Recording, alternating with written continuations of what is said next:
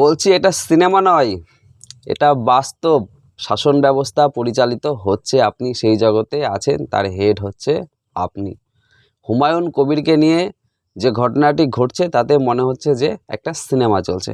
কেমন ধরুন, সিনেমাতে আমরা কি দেখতে পাই? আমরা সিনেমাতে দেখতে পাই যে এই চুনোপুটি মানে ছোটো ছোটো যে ভিলেনগুলো আছে না, তাদের ব্যবস্থা দেখবেন আগে নেওয়া হয়, আর মেন যে ভিলেন তার ব্যবস্থা সিনেমাতে সবার লাস্টে রাখা হয়। কেন বলুন তো?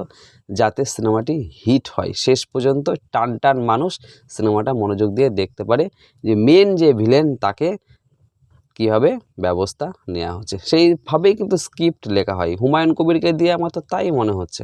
কেমন বলুন তো? এই হুমায়ুন কবিরকে কে বক্তব্য রাখবার জন্য টেস্ট করে দিয়েছে, কারা আহ্বান করেছে, সেই সব ব্যক্তিদের আগে দেখা হবে।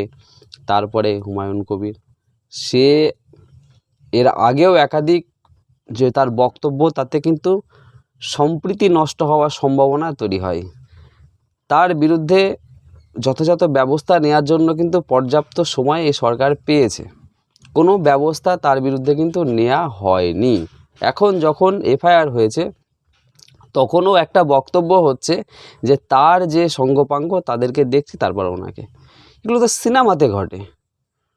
বাস্তবে যদি দেখা যায় যে আসল যে অপরাধী, সে অপরাধীকে প্রথমে ধরা হয়। সিনেমার মতো কেন গল্প হবে, কেন স্ক্রিপ্ট হবে?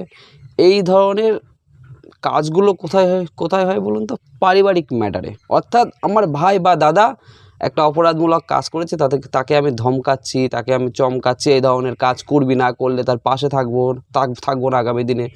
তখন এই বিষয়গুলো উঠে আসে। এখানে তো তাই, তাকে সময় দেয়া হচ্ছে কেন? তো যাই হোক, মানে কি বলবো, হুমায়ুনের বিরুদ্ধে, হুমায়ুন কবির অর্থাৎ আমাদের যে বর্তমান এমএলএ আছে হুমায়ুন কবির, তার বিরুদ্ধে যথার্থ ব্যবস্থা নেওয়া হোক।